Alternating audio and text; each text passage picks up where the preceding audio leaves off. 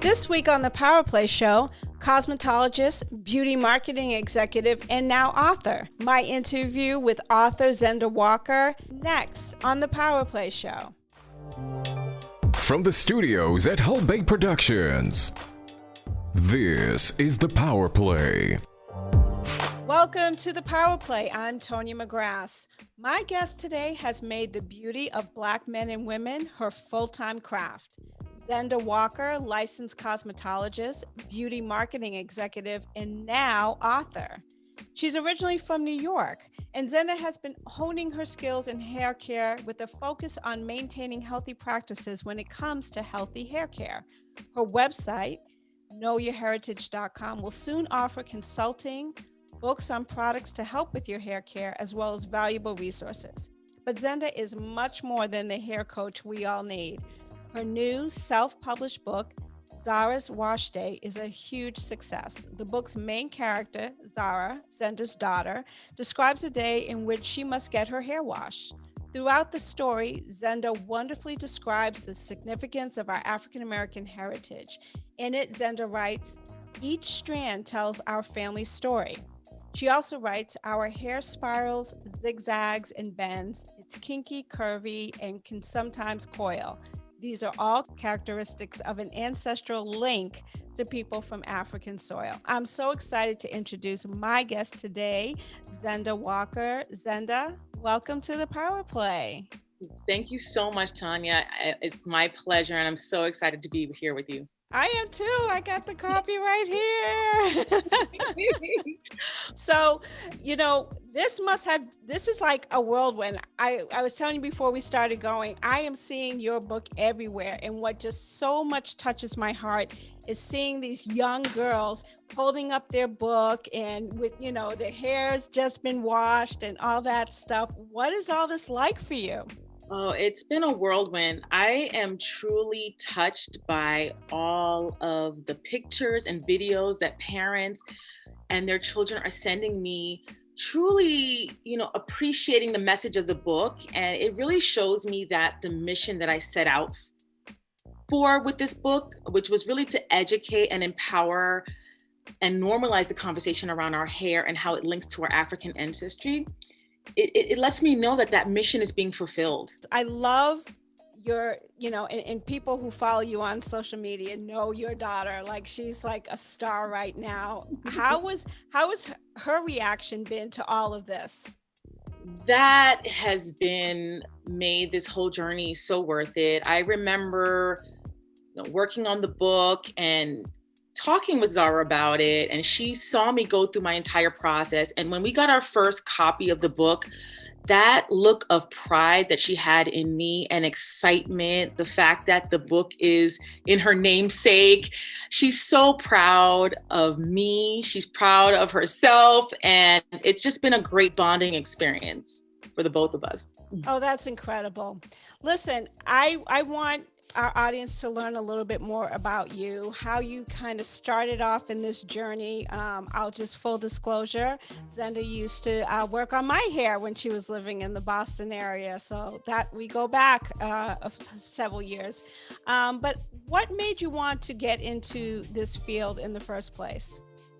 So, I grew up in a traditional West Indian family, and a lot of what I learned growing up was education is extremely important. And so I went through the motions of going through my grade school, my elementary education, going to a really good high school in the Bronx, New York, and then applying to college.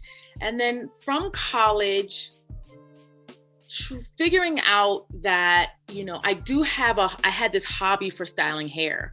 And I went to a college in an area that didn't have a lot of hair salons that catered to ethnic hair. So I had this hobby of doing hair, and I did my own and got a lot of attention for my hair, and soon started doing a lot of my friends on campus. And then I became the go-to person for hair. And so I turned a hobby into something that actually ended up being somewhat lucrative, right? I was able to pay for my college books and, go shopping every once in a while, but also be able to help pay my tuition with the money I was making from really gifts people were giving me, because this was something I loved doing, and I didn't necessarily see myself as running a salon business. Mhm. And so I fulfilled that hobby in college, but then knew that in my head, I had this idea that I needed to go into a profession, like be a doctor or an engineer, or some of those traditional occupations. West Indian occupations West that our Indian, parents. yes! Yep, me too. Exactly what our parents defined as success, Yeah. you know, even when, as far as applying to law school and getting into law school and deciding at that time, you know, I actually love doing hair, and I actually can make money doing it. This is something I need to think about. I still ended up going to get a master's degree and then going into in small business and entrepreneurship, and then deciding after that, you know what, I think I need to pursue becoming a hairstylist. So I ended up literally leaving corporate America and going into a salon and starting from the ground up as an assistant, and then working my way into the industry.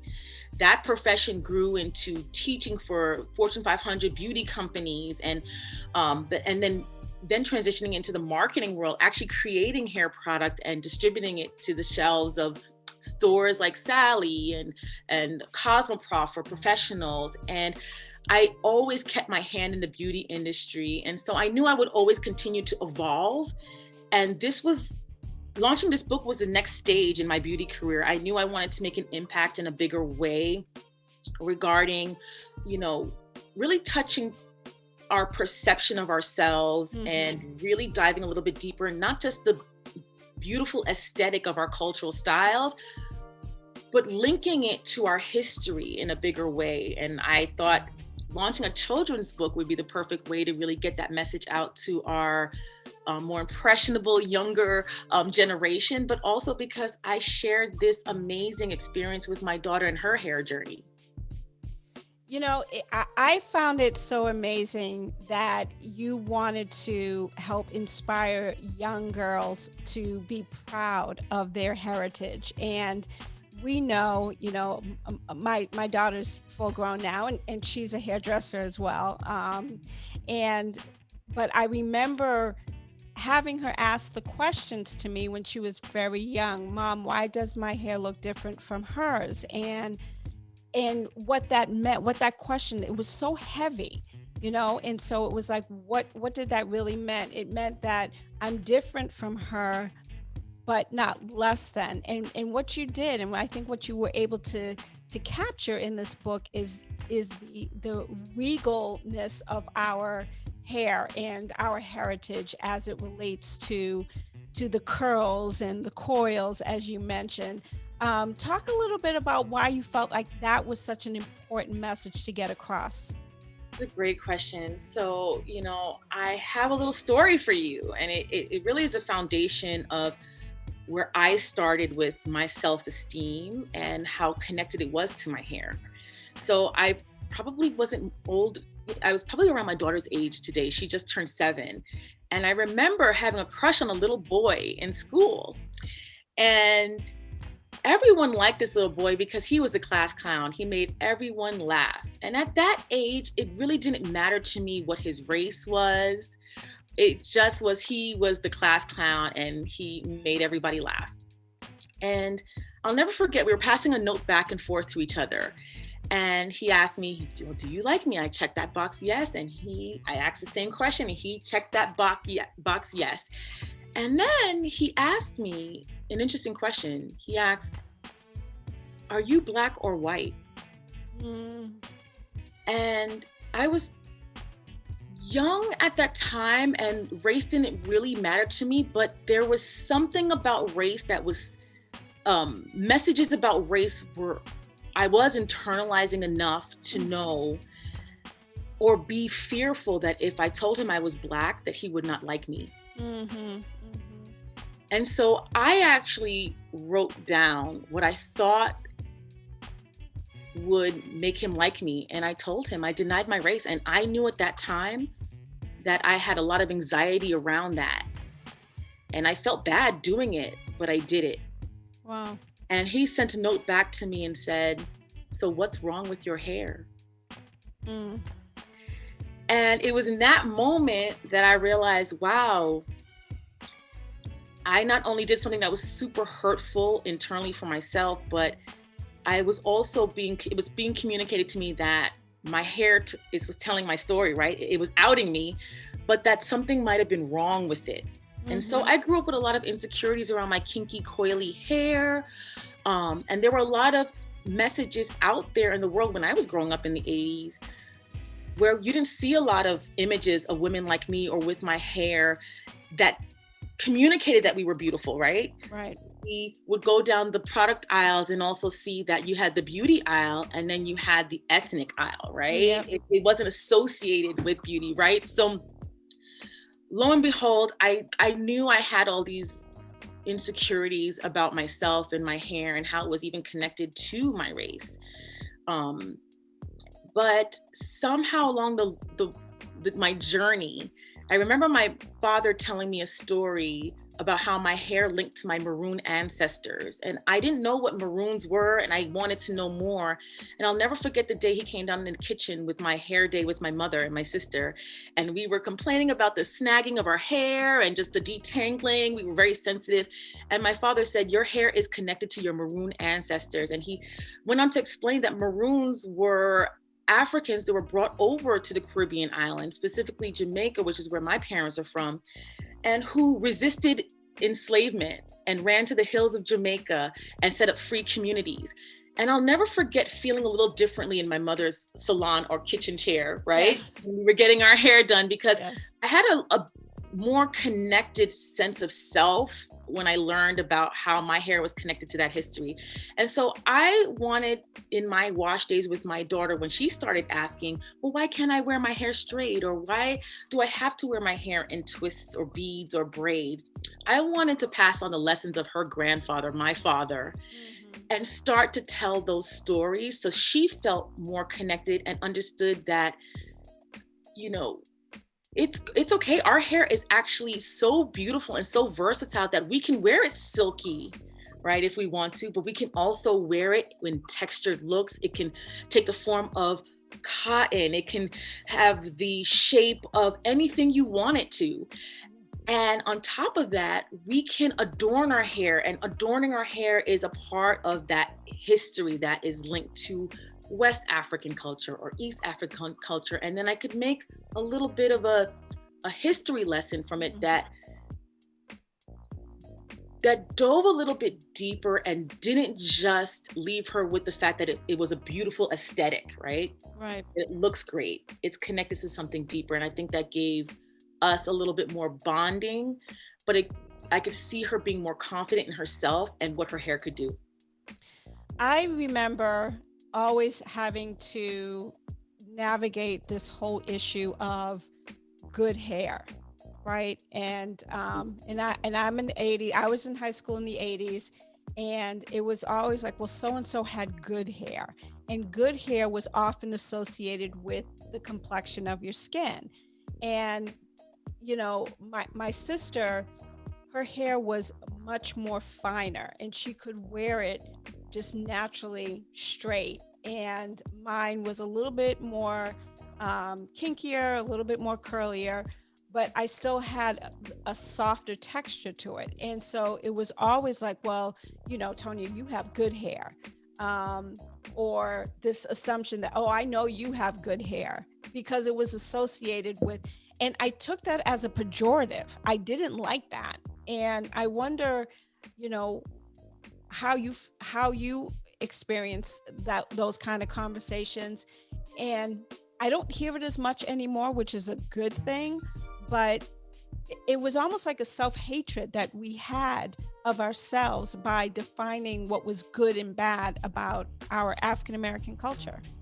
Absolutely. And this is something that I can I can align with and share the same story, that there was always a conversation around what was good and what was bad hair. And we got so many different messages with textured kinky, or the kinkier or coilier your hair was, it just wasn't good enough, or it wasn't considered good or beautiful. And I think that the conversation has changed a lot, but there's still a lot of that internalized messaging that we have today on what looks like good hair or what constitutes that. And I think a lot of that has been linked again to our enslaved history and past, and how, and how we were treated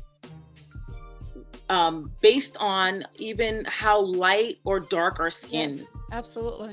is, right? And so even with me as a fairer skinned Black woman, there was an expectation that my curl pattern would be much looser. Mm-hmm. And there's this like shock when you see that I have what is considered like a 4C curl, where, I had a lot of challenges growing up with even finding the right tools and products to detangle and even soften the hair, because that was always the goal, right? To soften Right. or straight or loosen that curl, because it's associated with, of course, what at the time during enslaved slavery in America was considered and attached to mixed race. Yes.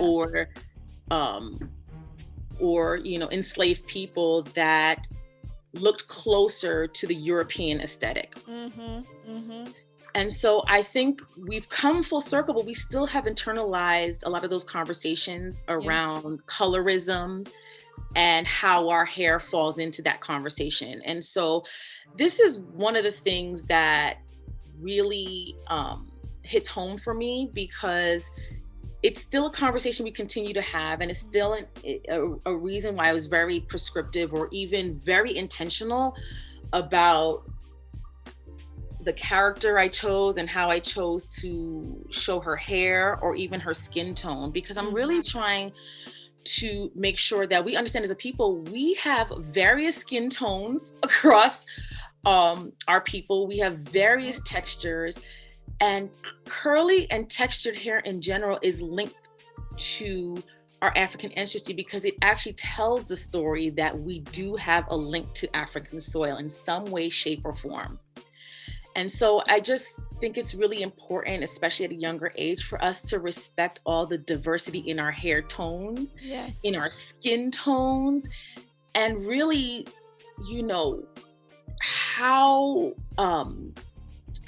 vast and rich our culture truly is, and to take pride in that.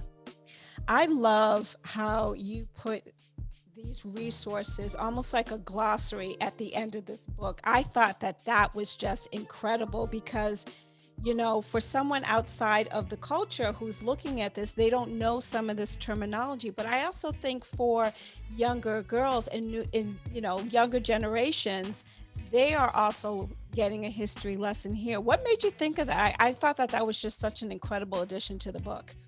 Great. No, so as I was researching the book, a lot of this information I knew because I always approached my education with hair history.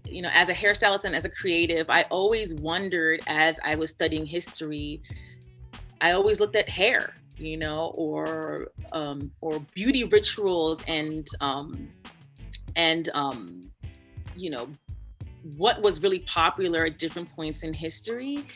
And so I approached this book thinking about the ages 5 through 9, but I also acknowledged that a lot of parents of all races don't really know this history, right? But what I think is so powerful about us as a people is that even through all the adversity and years of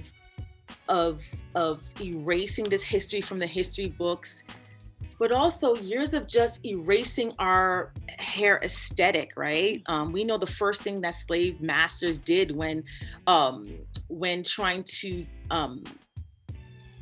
keep slaves or enslaved people of African descent the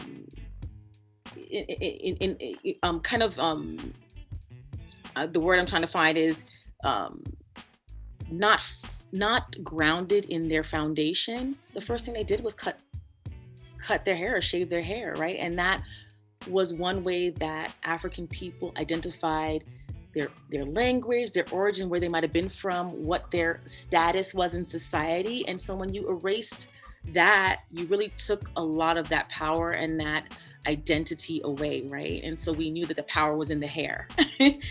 And so a lot of us don't know that history. And I think I wanted to empower parents as they're reading this book with their children to also have a reference so that they can dive deeper. And so I thought it was fun to even write this book in a poetry format in prose. So it would be fun and lighthearted for the children, but then to include the glossary so that when children ask, well, mommy, Fulani braids, what does that mean? You know, parents could reference where the Fulani tribe in Africa resides and what's special about that culture as well. That's awesome. You know, it is Black History Month, and what I have been seeing, particularly in the last several years, is how Black women and men are being marketed in commercials, in television, in advertisements, that you're seeing more and more Black people in their natural hair, and it's beautiful. I was just kind of preparing for this morning. There was a commercial, and I can't even remember what the product was, but this woman had this beautiful mane of just nice, thick Black hair, and I see it shifting, which is incredible.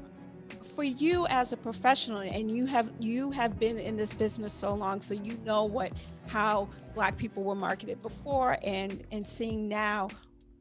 Are you proud of kind of the way Hollywood and advertising and marketing has been kind of catching up to what you basically have been saying all along, that our Blackness is beautiful? Absolutely. And I think, yes, that aesthetic is evolving in commercials and people are recognizing that. Again, we have so much versatility in how our image and we actually set a lot of the trends, right?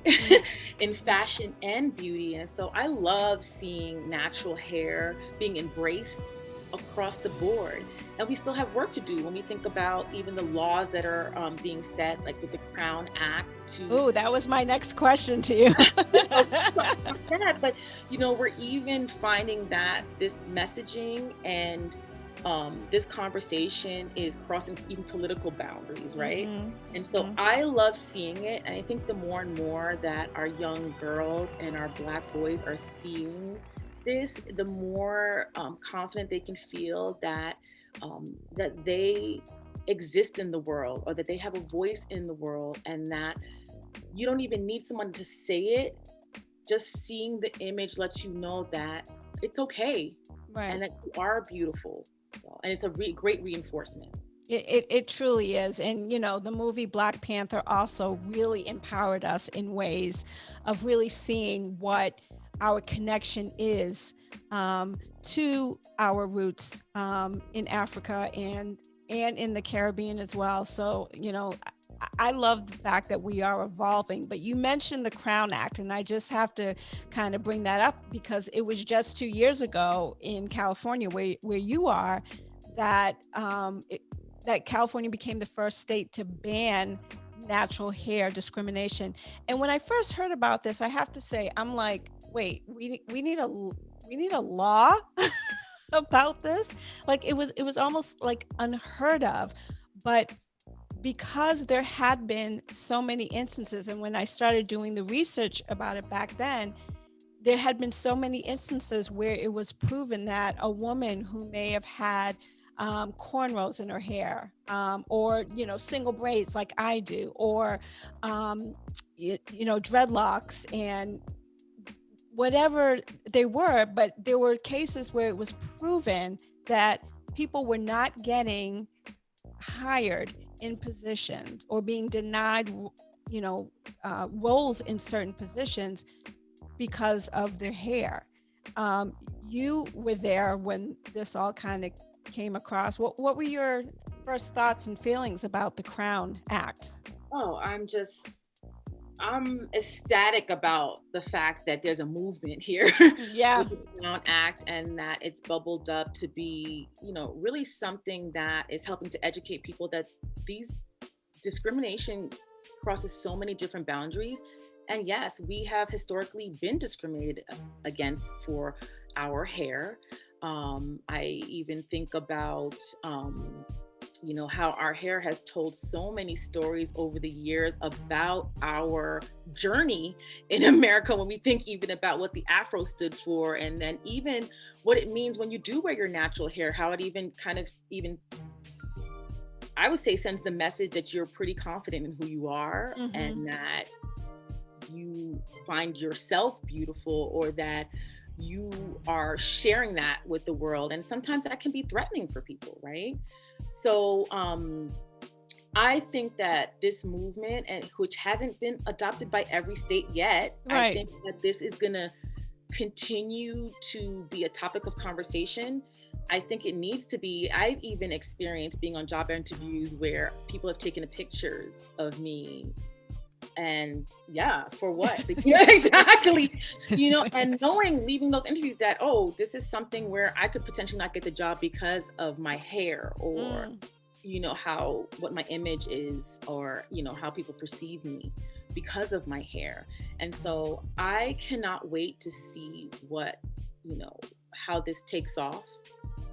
But I am proud to have been living in the state that started to really bring this topic to the forefront. And I hope that employers and businesses continue to acknowledge that this is a thing, and it's very hurtful, and you can be missing out on amazing talent and people to really truly help grow your business by focusing and discriminating or allowing that to happen in your workplace. This question was actually from my daughter, Ashley, because I told her I was interviewing her and she was so excited. And so she asked, do you appreciate the evolution of Black men and women being comfortable expressing their natural hair? And how do you think that is being accepted? We talked about the passing of the Crown Act, but I imagine that the weight of, and again, it's right now it's just California, but the weight of just knowing that you have the freedom to be who you want to be must just be huge. Absolutely. It's huge. When we talk about that idea of freedom, we know as Black people in America, we continue to not always feel 100% free in our movement, in our everyday lives, right? There's a lot of obstacles still that we face. There's still, as we've seen over the past year, we've all experienced it in our lives, but of course, I think a broader part of the world has seen what we go through on a daily basis. And I think every time we inch towards a level of freedom in our lives, it's huge. And one of the biggest things that affected me was when I felt like I had the freedom to wear my natural hair. That has been life-changing for me, but it also has created a little bit of confidence within myself that even when I don't think it's accepted, I accept it within myself. And it starts here, right? Yeah. It starts with self, it starts in the home. And that's why I think a book like this is so important, and laws like the Crown Act, because again, it's baby steps, right? We've suffered from a lot of discrimination for almost over 400 years, right? And so someone asked me the question, do you think it's getting better? Yeah, we're evolving, and it's going to take probably even longer for us to get to a place where we feel 100% free. Right. But these steps with our hair, the Crown Act, even the acknowledgement of our peers internationally or nationally, our peers, that this is not just something that's made up in our head, that we have been suffering and experiencing inequality and a burden on us. That acknowledgement alone is something that truly helps us to get to a place of healing. Our the power play typically ends with asking our guests three questions, and so these are kind of like just three questions that come about either through our audience or from myself. The first thing that came from a guest was, tell our audience why maintaining healthy habits when it comes to your hair is why that is so important. Creating a routine of healthy habits is also a form of self-love, right? And self-care.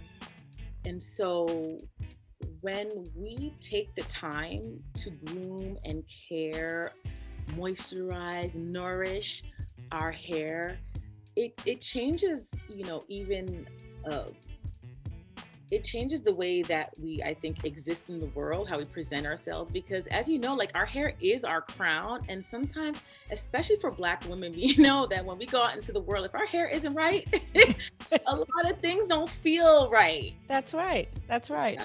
So I think caring for the hair and having healthy habits, like, number one, not being afraid to just constantly, find the right shampoos and conditioners, and taking the time out um, to wrap our hair at night, Hmm.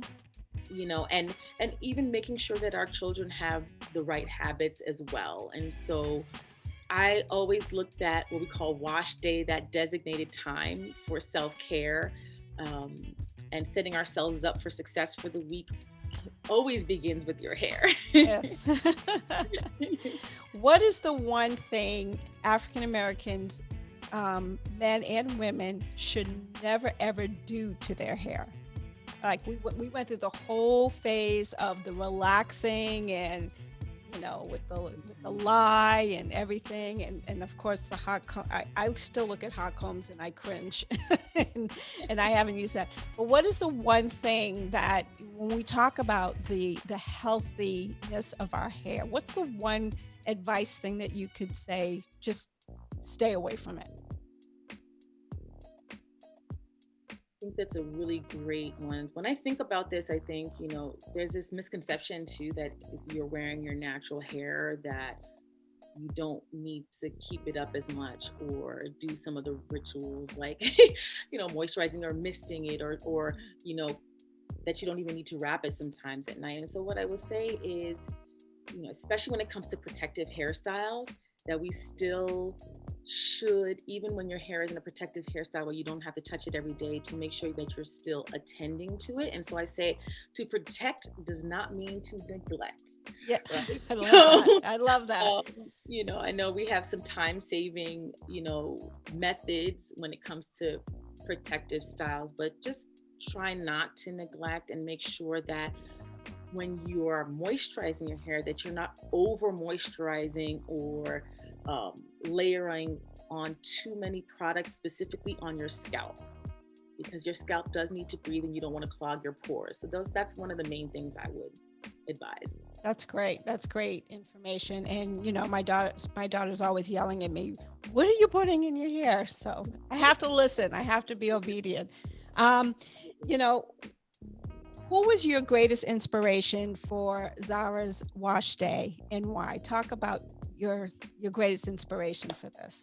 Wow. Well, this is probably no secret to anyone, but really my daughter is my greatest inspiration. You know, 2020 was an extremely challenging year for everyone.